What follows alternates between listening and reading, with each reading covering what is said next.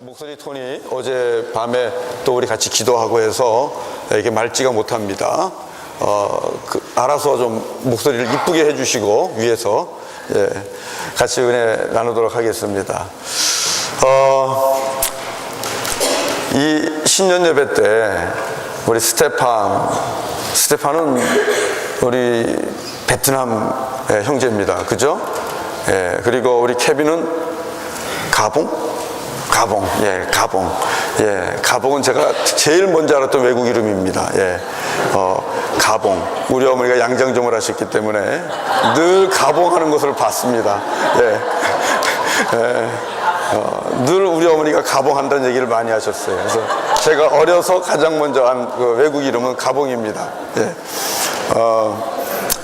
너무 멋지지 않습니까?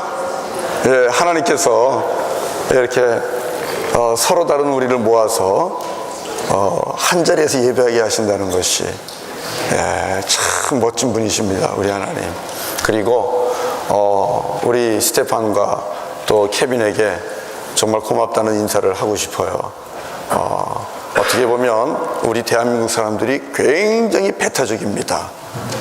우리 중국 사람들이 와서 뿌리를 내리지 못하는 나라가 대한민국이잖아요.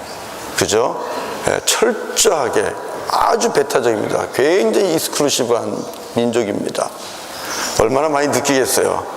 그럼에도 불구하고 우리 스테판, 또 케빈, 또 그 밖에 우리 칼로도 있고 여러 우리 성도님들이 함께 예배를 이렇게 드린다는 것 참 고맙고 감사하다는 인사를 드립니다. 여러분 잘 하셔야 돼요. 특히 이 예배는 우리하고 다른 우리 캐네디언들 이제 영어를 쓰는 그런 사람들이 이제 많이 오게 될 거예요. 조금 오더라도 은총을 베풀어야지. 뭘 주면 안 돼요? 그렇죠. 눈총 주시면 안 됩니다. 은총을 베풀어야 돼요. 눈총 주시면 안 돼요. 은총 베풀어야 돼요. 여러분 이제 2012년 새해입니다. 지난 한 해는 아직 남아있지만 주여 나를 온전케 해주십시오. 이 타이틀을 가지고 계속해서 어떻게 하면 성숙 주님 앞에 자라갈까 우리 힘쓰고 했었는데요. 잘한 분들도 있을 겁니다. 어떤 분들은 오히려 또 미끄럼 타고 내려간 분들이 있을 수도 있고요. 제자리에 있는 분들이 있을 수도 있어요. 그러나 시간이 지나고 나면 결국은 자라게 될 겁니다. 하나님께서 우리를 자라게 하실 거예요. 여러분 그러면서 또 올해 어떤 주제를 가지고 우리가 함께 씨름을 할까 고민을 많이 했습니다. 고민을 많이 하고 기도하고 하면서 새벽에 기도 가운데 하나님께서 생각을 정리해 주셨는데 그 생각을 오늘 주보의 타이틀로 잡았습니다. 주보의 제목을 한번 볼까요? 주보의 제목을 한번 봅시다. 우리 다 같이 한번 읽어보겠습니다. 주보의 제목 시작. 주 앞에서 신실하라. 주의 뜻을 이루리라. 혹 감이 잡히십니까? 좀 길긴 한데요. 주 앞에서 신실하라. 주의 뜻을 이루리라. 감이 잡히십니까? 좀 감이 좀 잡혔으면 좋겠는데요. 이번에 올해 2012년도는 여러분 저희들이 하나님 앞에 신실함을 회복하는 한 해가 되기를 바랍니다.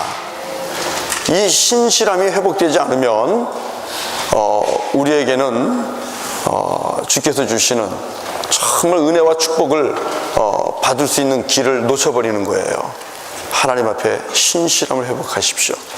제가 해밀턴에 있을 때에 오래전이죠. 벌써 이제 해밀턴에 있을 때에 그 해밀턴 연합교회에 한 성도님이 계셨어요. 이 대파노를 정말 열심히 하는 분이 계셨어요. 근데 그 대파노를 열심히 하는 그분, 우리 남자분은 처음 가게를 시작할 때 꿈이 있었어요. 그 꿈이 뭐냐면 이 대파노의 모든 진열대에 그 필요한 칩스나 음료나 뭐 초콜릿이나 이 모든 것들을 가득 채우는 게 꿈이었어요. 그리고 그것뿐만이 아니라 창고에도 창고에도 모든 음식들을 그 팔아야 될 것들을 가득 채워놓고 그걸 보는 게 꿈이었어요. 그걸 보면서 굉장히 뿌듯함을 느끼고 싶어 했던 거예요. 어렵게 오셨어요. 어렵게 고생 많이 하셨고요. 근데 그 꿈을 이루셨어요. 정말 열심히 일하셨습니다. 여러분, 누구에게나 그런 생각들이 있겠죠. 사람마다 그 대상이 다르겠지만, 여러분, 목회자에게도 그와 비슷한 그런 꿈들이 좀 있습니다. 뭘까요? 음료수로 가득 차기를 원할 걸까요? 아니면 여러분, 목회자에게 있어서 비전이 있다면 무엇으로 가득 차기를 원할까요? 하나님을 섬기는 까지 가득 차기를 원하는 그런 비전이 있습니다. 이것은 여러분들도 똑같다고 생각이 됩니다. 혹시 목사님 나는 괜찮습니다. 사람 늘어나 봐야 관계만 더 힘들어지니까 여기가 딱 좋습니다. 이런 분들 계십니까 혹시? 아닐 거예요. 특히 이 교회를 오랫동안 섬기신 우리 미끼둥과 같은 우리 에녹 회원들은 돌아가시기 전에, 내 생전에 눈 감기 전에 한번 저 중위층까지 꽉 차는 것을 보고 내가 하나님 앞에 갔으면 좋겠다. 이런 비전과 이런 꿈을, 이런 기도를 하시는 우리 어른들이 많았으면 좋겠습니다. 그래야 이게 서로가 이게 맞는 거예요. 이게 맞아야 또 일도 같이 할 수 있는 겁니다. 그러나 여러분, 이것을 우리가 부흥이라고 얘기할 때에 그 부흥이 그렇게 쉽게 일어나나요? 부흥 쉽게 일어나지 않아요. 부흥 어렵습니다. 우리는 정말 열심히 작년 한 해도 하나님 앞에서 섬겼습니다. 정말 열심히 우리 일했습니다. 선교하기 위해서 뛰어다녔습니다. 섬기기 위해서 뛰어다녔습니다. 그러나 여러분, 우리가 그렇게 열심히 했지만 우리가 기대하고 예상했던 것처럼 배가로 부흥하고, 배가는 고사하더라도 한 2분의 1이라도 우리 좀 부흥하고 그런 것이 있습니까? 아니잖아요. 돌아가고 빠지고 오래 걸리는 걸 봅니다. 부흥 쉽지 않습니다. 여러분, 부흥은 먼저 정의를 한번 해보죠. 부흥은 하나님의 뜻입니다. 부흥은 하나님의 목적입니다. 부흥은 다른 말로 얘기하면 하나님의 뜻이 이루어지는 것입니다. 오늘 사도행전 13장 22절에 그가 나의 뜻을 다 이루리라, 이런 마지막 짧은 말씀이 있는데, 나의 뜻, 하나님의 뜻, 그것은 그 부흥입니다. 부흥은 뜻이 하늘에서 이루어진 것 같이 땅에서도 이루어지는 것이 부흥입니다. 여러분, 그런데 이 부흥이 왜 이렇게 힘들까요? 부흥은 왜 이렇게 더딜까요? 하나님의 뜻이 하늘에서 이루어진 것처럼 땅에서도 이루어지는 이 축복된 부흥이 왜 이다지도 힘들까요?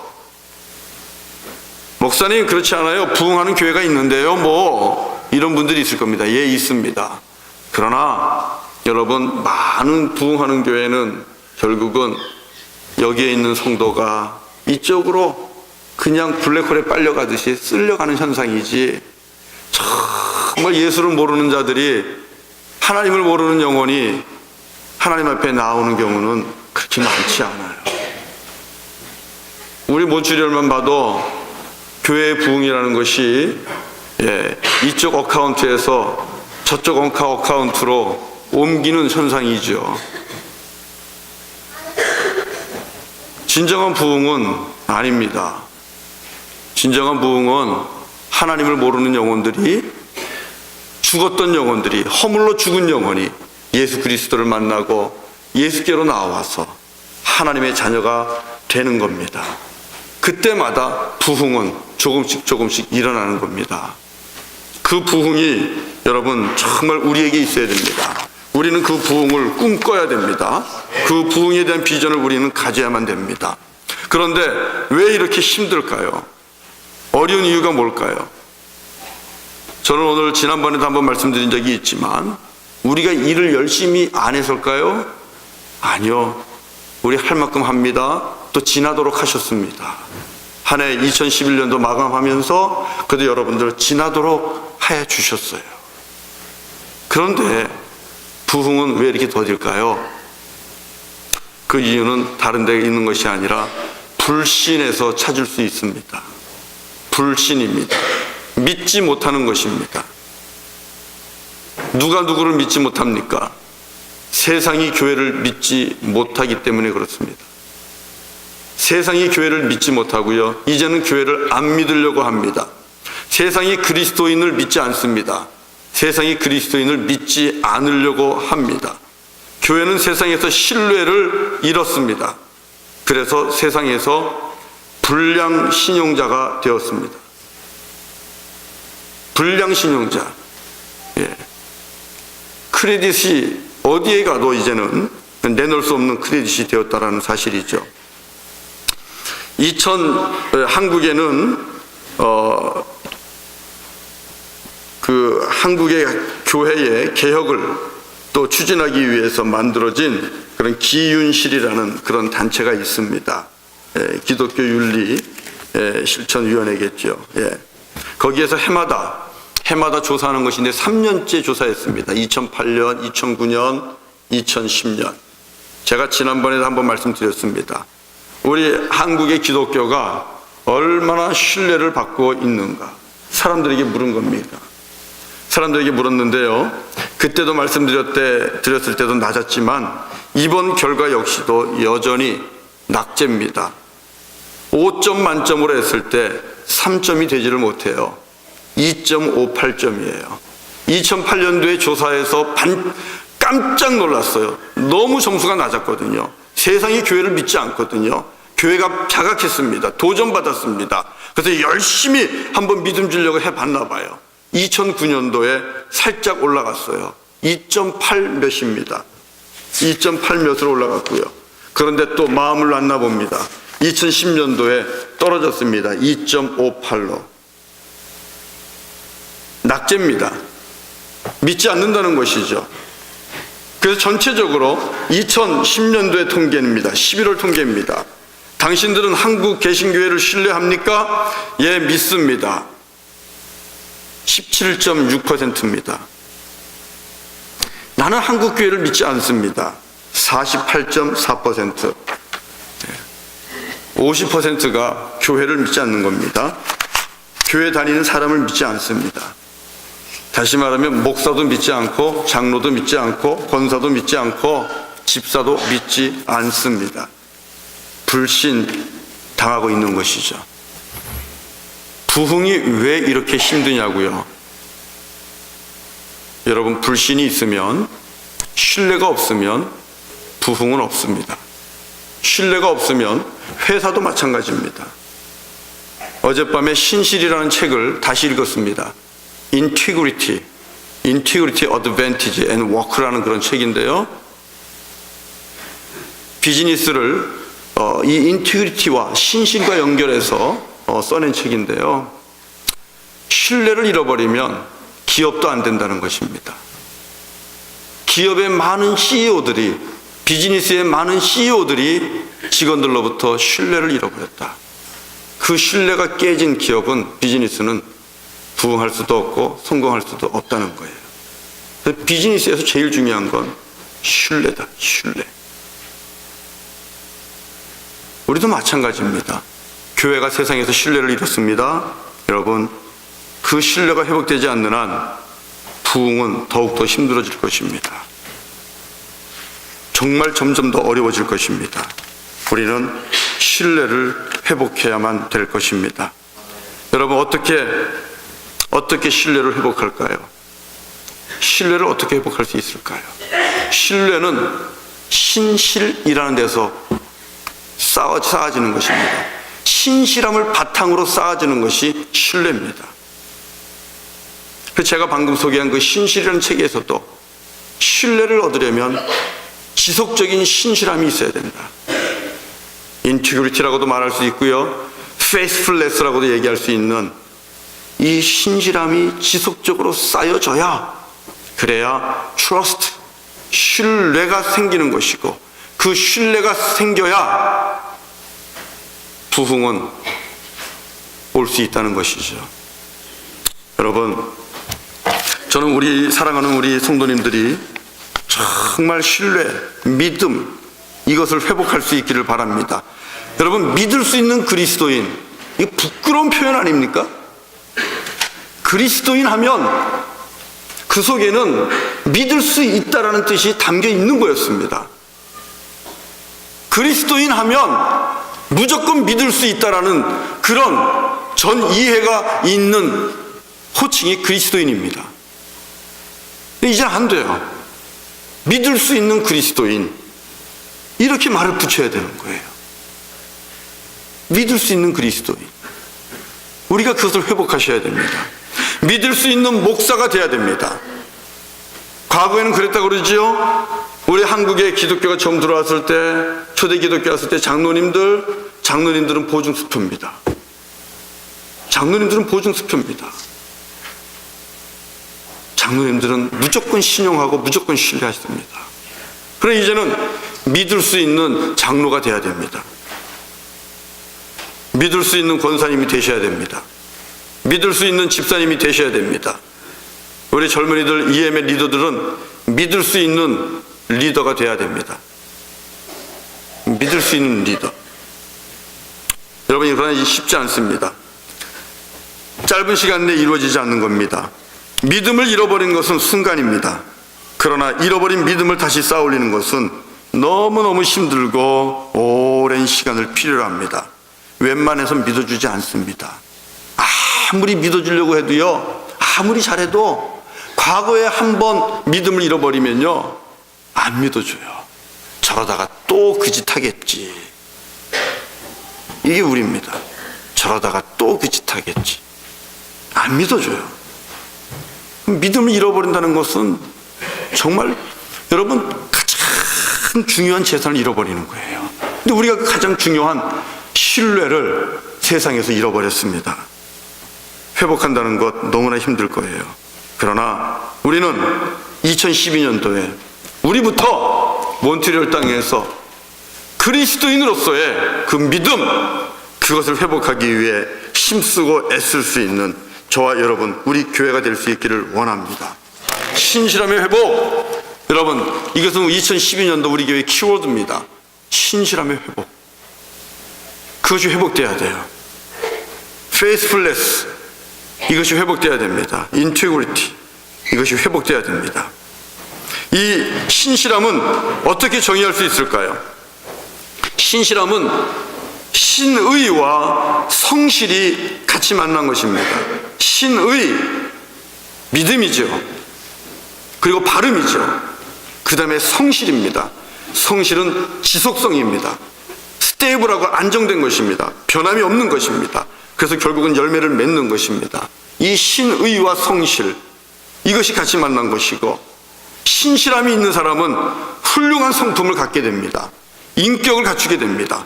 도덕성을 지니게 됩니다. 윤리적으로 살게 됩니다.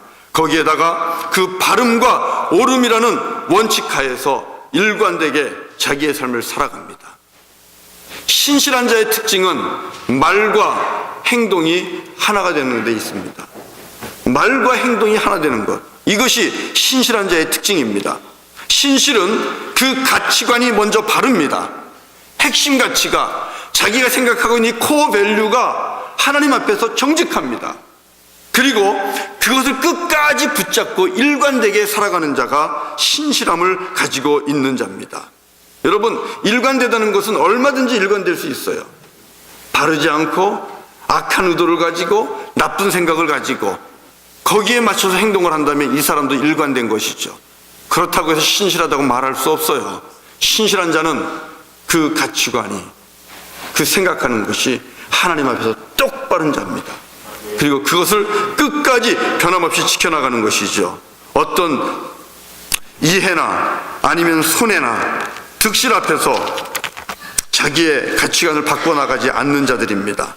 참된 말과 참된 행실을 일치시키면서 가는 자들, 이런 사람들이 신실함을 유지하고 있는 사람들입니다. 여러분, 이것을 저와 여러분이 세상에서 보여주어야만 된다는 사실이에요. 한국교회 신뢰도 회복에 대한 질문을 던졌어요. 그래, 그러면 이렇게 신뢰가, 당신들이 교회를 믿지 못하는데 그러면 어떻게 하면 당신들이 한국의 교회를 믿겠습니까? 이제 그런 질문을 던졌어요. 그런 질문을 던졌더니 이런 대답을 했습니다.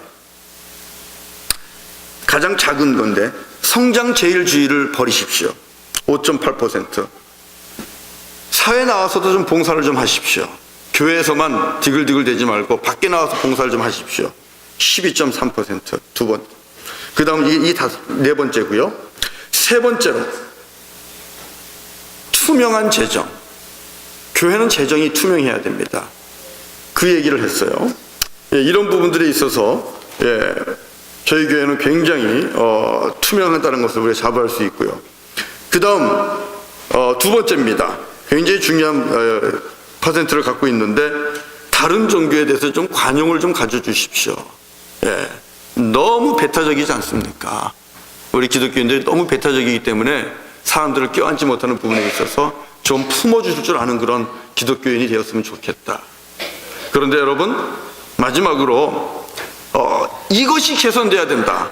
가장 많이 나온 이야기가 뭐냐 하면 언행일치입니다.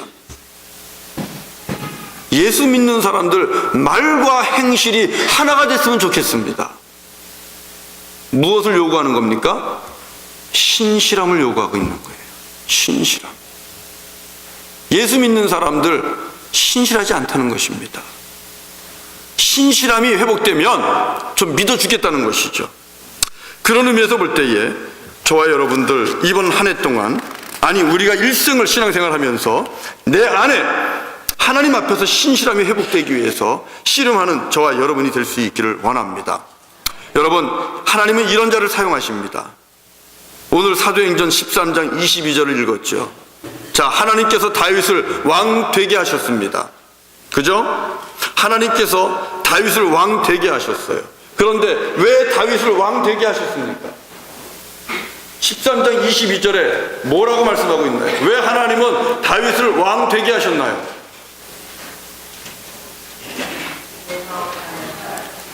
예, 맞습니다. 하나님께서 그렇게 말씀하셨어요. 난 다윗이 내 마음에 꼭 든다. 다윗이 내 마음에 맞았다. 다윗이 내 마음에 맞았다는 것입니다. 우리 하나님께서는 다윗이 마음에 들었어요. 다윗을 보니까 얘는 내일 할 수 있겠다. 그래서 다윗을 왕으로 세웁니다. 그리고 무엇이라고 말씀했어요? 13장 22절에 그가 나의 모든 뜻을 다 이루리라. 내가 원하는 것을 이 다윗이 하게 될 것이다. 그것이 무엇입니까? 부흥입니다. 하나님의 나라의 확장입니다. 하나님은 다윗을 사용하셨습니다. 다윗을 택하셨습니다. 높이 세우셨습니다. 왜요? 다윗이 마음에 들었기 때문이에요. 그럼 다윗의 어떤 모습이, 여러분, 다윗의 어떤 모습이 하나님의 마음을 샀다고 생각합니까? 과연 다윗이 하나님 앞에 어떻게 보였기 때문에 하나님의 그 필이 다윗에게 그냥 꽂혔다고 볼 수 있는 걸까요? 다윗이 가지고 있는 장점이 무엇일까요? 다윗이 가지고 있는 믿음의 미덕이 무엇일까요? 그것은 바로 신실함입니다. 다윗은 하나님 앞에 신실했습니다. 범죄함이 있었지만 다시 하나님 앞에 돌아왔습니다. 신실함이 다윗에게 있었던 것이죠.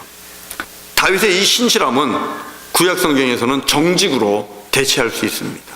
다윗은 하나님 앞에 정직했습니다. 범사에 하나님을 인정합니다. 목동에 있을 때나 도망 다닐 때나 광야에 있을 때나 왕이 되었을 때나 변함없이 하나님을 인정합니다. 정직입니다. 신실한 것입니다. 그리고 자기가 가지고 있는 모든 것은 내 것이 아니라 다 하나님의 것이라고 고백합니다.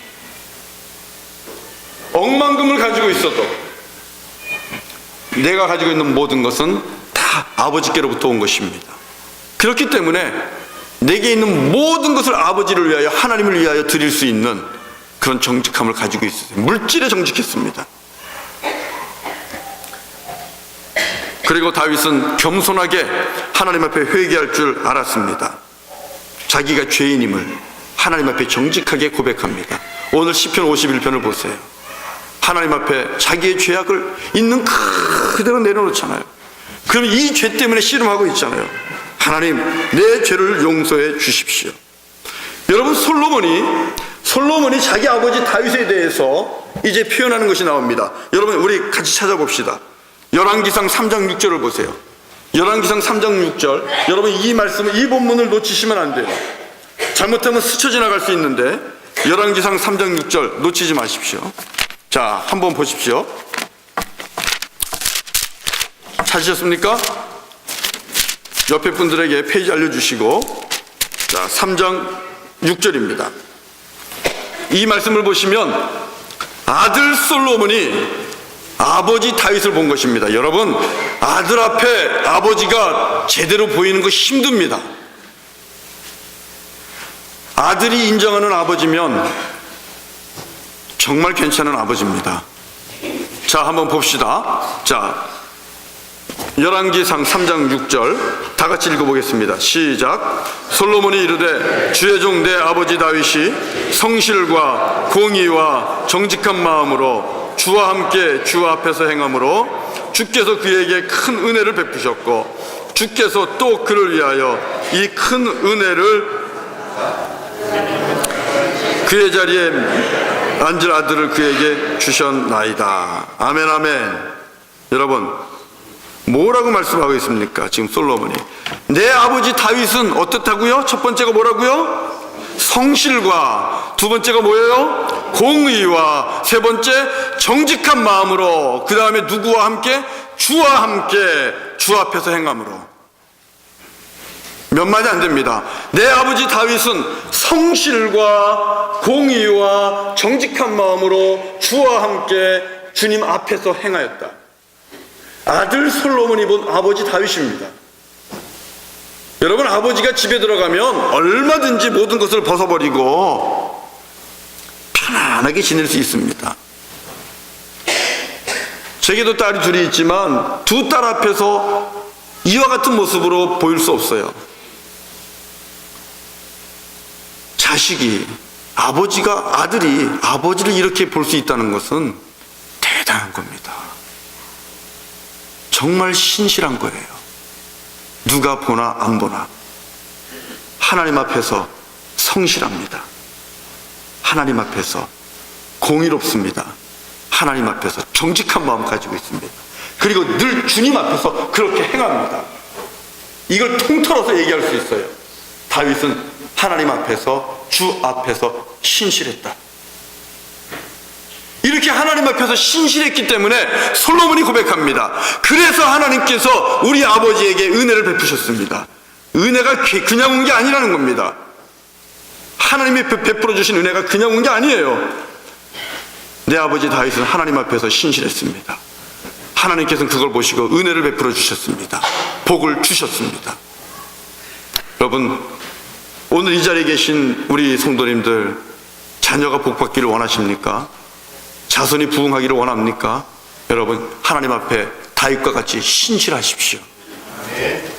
하나님 앞에 정직하고 신실한 자는 그 자손이 복을 누릴 것이라고 시편에서 말씀하고 있어요. 당대에서 열매를 따지 못해도 자손 때에서 반드시 그 열매를 딸 것입니다. 다윗, 그가 하나님의 마음에 들은 것은 아들 솔로몬이 고백하고 있듯이 하나님 앞에서 신실했습니다.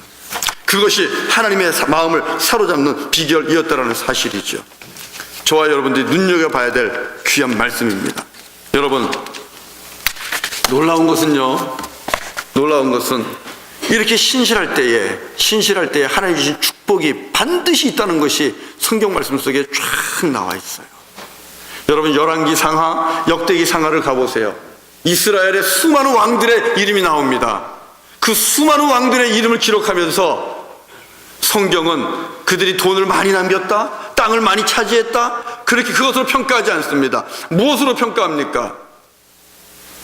열왕기상하와 역대기상을 보시면 이 왕이 여호와 보시기에 정직히 행하였더라, 아니면 이 왕은 여호와 보시기에 정직하게 행하지 아니하였더라. 딱 이 두 가지입니다.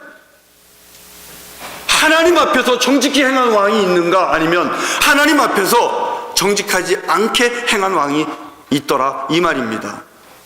그리고 하나님 앞에서 인정받는 왕은 하나님 보시기에 정직하게 행한 왕이라고 성경은 말하고 있는 거예요. 땅을, 지역을 얼마나 넓혔느냐에 초점이 맞춰져 있지 않습니다. 하나님 앞에서 정직하게, 그것은 다시 말하면 신실하게 살았느냐 안 살았느냐입니다. 여러분, 신명기 6장 18절 말씀을 한번 찾아보세요. 신명기 6장 18절 말씀을 찾아보시면 거기에 신실한 자에게 주시는 축복이 있습니다. 신명기 6장 18절입니다.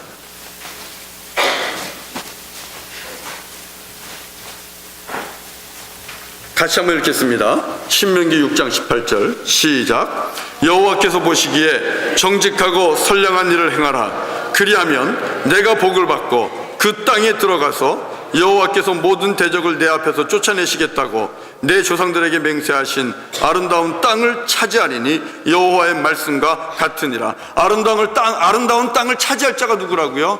여호와 보시기에 정직하고 선하게 행하는 자입니다. 다시 말하면 신실한 자입니다.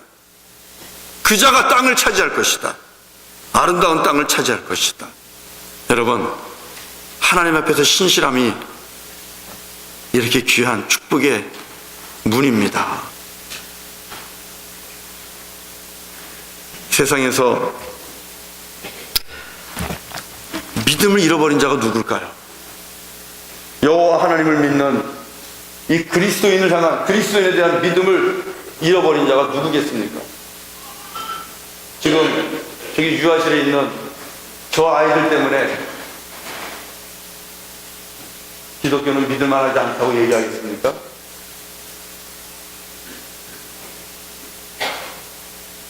신실함을 회복할 자는 이미 교회의 믿음을 잃어버리게 한 자입니다. 어떻게 보면 죄송하지만 우리 기성세대입니다. 우리가 신실함을 회복해야 될 때가 됐습니다. 이대로 하나님 나라 그냥 갈 것이 아니라 남은 생 동안 정말 이해와 득실을 손해본다 하더라도 하나님 앞에서 정직하고 성실하고 공의롭고 그리고 선한 모습으로 살아가는 이 변함없는 이 모습을 우리가 회복해서 조금이라도 예수 믿는 자는 믿을만 해. 여러분, 이런 믿음을 회복할 수 있는 그 새로운 세상을 우리 어른들이, 우리 기성세대들이 만들어낼 수 있기를 원합니다. 네, 우리 연합교회는 그래도 어떤 교회보다 하나님 앞에 정직한 교회입니다. 우리 어른들은, 우리 성도님들은 그 어느 교회보다 하나님 앞에서 바르게 살려고 힘쓰고 애쓰는 그런 성도님들입니다. 조금만 더 힘쓰십시오. 한 번 더 마음을 결단을 하십시오. 근데 2012년도에는 타협하지 않겠다. 죄인의 자리에 가지 않겠다. 거짓을 말하지 않겠다. 그리고 시험과 유혹 앞에 슬쩍 모르는 척하고 묻어들어가지 않겠다. 그리고 끝까지 내 믿음 지키겠다. 이 믿음으로 살아갈 때 여러분, 우리 믿음은 회복됩니다. 다윗은 그 비밀을 알았어요. 다윗은 그 비밀을 알았어요. 그래서 시편 51편에서 간절하게 사모하는 것이 있습니다. 그게 뭐예요? 신실함의 회복입니다. 주님, 내 죄를 용서해 주세요. 그리고 내 안에 정한 마음을 새롭게 창조해 주시고 내 속에 정직한 영을 새롭게 해 주십시오. 무엇을 사모하는 거예요? 신실함의 회복을 사모하고 있는 것입니다. 여기서 정직한 영은 다른 성경 본문에 나오는 정직한 것과 원문이 달라요. 다윗이 고백하고 있는 정직한 영은 번역을 해보면 바르지만 곧은 것입니다. 바르지만 흔들리지 않는 것, 아주 완전하게 바르게 픽스된 것, 그것을 의미합니다. 왜냐하면 자기가 흔들렸기 때문에, 다윗도 흔들렸기 때문에. 그래서 다윗은 깨끗한 영과 변함없이 굳건하게 하나님 앞에서 바로 서 있을 수 있는 그 영을 지금 다윗은 간구하고 있는 거예요. 우리 중에 실족하지 않은 분이 누가 있겠어요? 우리 중에 유혹 앞에, 죄악 앞에 넘어가지 않은 자가 누가 있겠어요? 다윗과 같이 이렇게 간구할 수 있기를 원합니다. 주님, 내 안에 정한 마음을 창조하여 주시고 흔들리지 않는 이 정직한 영을 새롭게 하여 주십시오. 내게서 성령을 거두지 마시고 구원의 기쁨을 회복시켜 주십시오. 그러면 하나님, 내가 당당하게 나가서 복음을 전하겠습니다. 그래야 죄인들이 듣고 주께로 돌아올 것입니다. 내가 신실하지 아니하면 아무리 나가서 복음을 이야기해도 그들이 나를 비웃을 것입니다. 너나 잘해라 비웃을 것입니다. 그러나 내가 주님 앞에서 신실함이 회복되면, 내가 나가서 복음을 전하면 죄인들이 주께로 돌아올 것입니다. 그것이 부흥입니다. 다윗은 그 비밀을 알고 있었어요. 우리에게 오늘 아침에 주께서 일러주시는 귀한 부흥의 비밀입니다. 여러분 가정의 부흥의 비밀입니다. 아름다운 땅을 차지할 수 있는 비밀입니다. 여러분의 자녀들이 축복받는 비밀입니다. 예. 하나님 앞에서 신실하십시오. 주 앞에서 신실하십시오. 주님께서 저와 여러분을 통하여 주님의 뜻을, 부흥을 일으키실 것입니다. 예. 우리 같이 다 함께 일어나서 찬송하고 기도하고 마치겠습니다. 찬송은 635장입니다.